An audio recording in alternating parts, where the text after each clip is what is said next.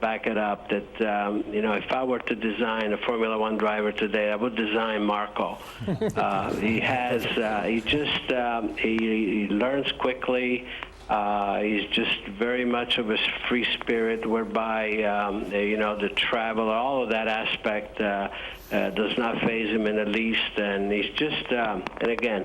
And he's certainly one that wants to do it, wants to excel in it, and you know, we'll see what the future brings for him. Right now, I think you know, he has to get some results where he is with his dad in the Indy cars, and we'll see where that takes us then.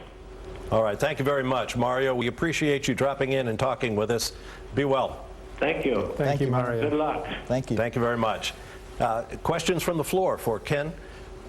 Dan, let's get a microphone to Dan. I'm sorry, over here. Steve Post with Raceline. My question is, we've shown about the on and off history of American involvement, the on and off history of the events in America. What are the challenges with not currently having a home race or a race here in the United States?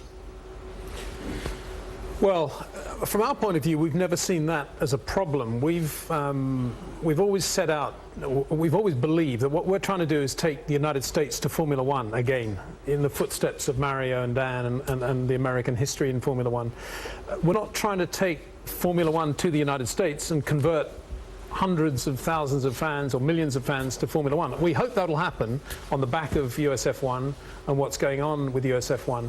And we sincerely hope that having a US Grand Prix here again will be a byproduct of that, and nothing would be better for us, nothing would be better for American motorsport.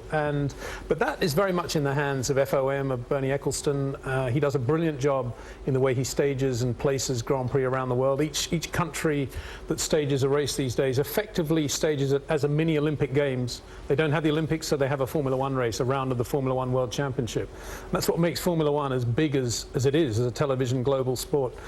America's got to play that role, in effect. Let's hope President Obama decides that we've got to have a US Grand Prix and the federal government will get behind it. You know, I guess that's wishful thinking, but it would be fabulous. But yeah.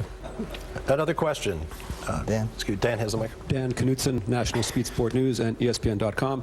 Peter, what sort of support have you got from the two most powerful men in F1, Bernie Ecclestone and Max Mosley? It's a very good question, Dan.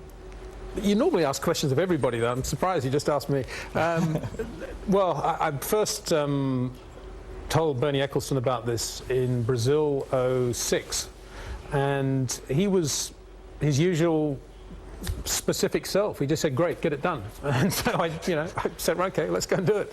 And we've kept him in touch ever since, and he's always been very supportive. Anything that we need, he's tried to help us with. A good example was the DVD of the lovely edit he did on the '08 Formula One season, which we've been using in some of our presentations to investors here in the United States. Not for commercial use, but that's a typical example of the sort of help he's been giving us, and that's quite a big thing coming from FOM, and we've kept him in touch with what we're doing. He's very supportive.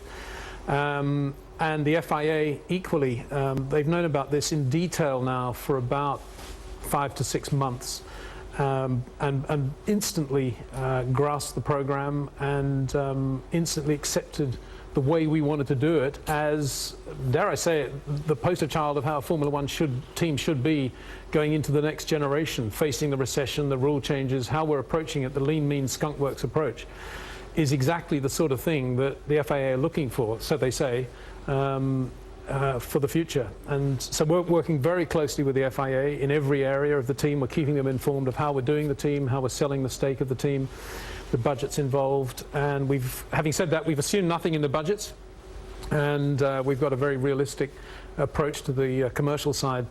But Max Mosley, and particularly Nick Craw, who's now vice president of the FIA based in Denver, Colorado, that's a great thing for American motorsport. He's done a fabulous job for ACUS over the years, and to have Nick now in such a strong position on the world motorsport stage, I think it can only help us, and it's a great timely move for American motorsport. Question? Bud Hughes from Lanier Technical College in Oakwood, Georgia. What will the opportunities be for young American mechanics on your team? Endless. We're always looking for good people. You know, we're going to have a system to train people up. You know, we're obviously going to be hiring a lot of experienced people, but you know, there's no reason I mean, there's so many good people in this country, and all the way down to aircraft mechanics. You don't have to be from a race team to be a good mechanic, and sky's the limit. And so much of what's involved in Formula One, particularly from an aerodynamic perspective, finds people coming from businesses like aerospace and nuclear engineering and all that sort of thing. We can build stealth fighters here. We can certainly put a Formula 1 car together. So. Now, the goal is to put a car on the grid in the 2010 season. Let's talk a little bit about timelines and perhaps deadlines. What goals have you set for yourself in terms of when you reach the point of no return, if it's out there? Well, we've come up with a timeline for the year, obviously, by which time decisions have to be made. But as I say, they're all things that race teams do anyway. I mean, they're not things that are going to be massively difficult to achieve now that we are where we are. You know, we are a team, we have a budget, and we're going to be spending that in the correct way, achieving those goals when they need to be achieved. In no particular order. They're going to be drivers, engines, European location, the building here, sponsors, all those things are things to be doing now. You know, that's what we're now going to be doing from 09 onwards. And drivers are going to be the fun thing, aren't they? I mean, we mentioned Marco, we didn't mention Graham Rahal, another driver out there, the son of a great American star. You know, there are so many great things to be doing. Just can't wait to get down to the local Starbucks and start having more meetings. You know, that's what we've been meeting for the last 3 years. And you know, we're going to be that sort of team. You know, we're just going to be, because we're not, you know, one individual dominating the team. We're going to do it the way racing people do it, and there's all these great people to meet and talk about. Engines is obviously something we're going to have to look at pretty quickly. And maybe Ken, talk about how we're going to approach the engine situation. Yeah, we're going to send out a proposal to all the manufacturers currently in Formula One and let them know we're here and would entertain sitting down with them. And because every manufacturer in Formula One now, their biggest market is the United States. The only exception to that would be Renault, but they have an alliance with Nissan, so it could make commercial sense for them. So. And you have no preference between engine manufacturers? Not at this point. Okay. A question from the floor. Yeah, Ryan McGee with ESPN The Magazine. 2 questions. Number 1, shop location here in Charlotte, has that been determined yet? And number 2, you mentioned, Peter, the good timing of the recession right now. There are a lot of out-of-work people in racing in the Charlotte area right now. Are you already in contact with some of those folks? Well, Ken, perhaps you could talk about the recession and how that actually... Yeah, I mean, the trickle down of a lot of it. A year ago, carbon fiber there was a big shortage of carbon fiber because all the airplanes were sucking it up. Now that people have canceled airplanes, there's a glut of carbon fiber and it's cheaper than ever. That's just one example. People, as you say, there's a lot of good people on the market here. The building, there's one building we particularly like we're working on, and there's lots of real estate available in Charlotte right now. So I hope it's not too far away from our studios here at Speed. No, we're like that's pretty close. And I think there's one other aspect to the recession as well, which is an ironic aspect, and it's that if we were in a boom period right now, and money was falling out of the sky, and there was a queue of teams wanting to do, a lineup of teams wanting to do Formula One. And lots of trillionaires out there, all being enticed by the glamour of Formula One. It will be very difficult for guys like Ken and me to put our hands up and say, we can do a team efficiently, lean, mean, skunk works approach. We can do it in America. We can do it very differently from everybody else. We just get laughed off the ballpark because it's not the way you do a Formula One team.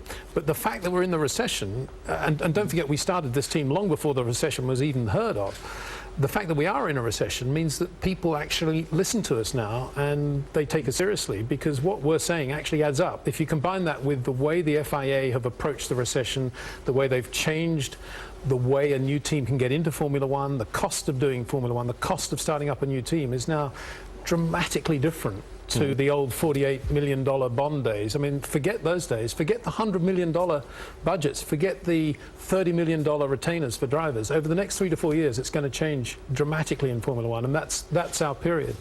With regard to jobs in Formula One, I have to get this out quickly because my email box at Speed has become the unofficial repository of everybody from, well-intentioned Formula One enthusiasts who just want to get involved with USF1, all the way up to some fairly technically competent people. What will be the plan going forward when you decide to start hiring? Well, thanks, Ken. Great job. I've been in Formula One since 1972. Ken's been around for almost as long. We both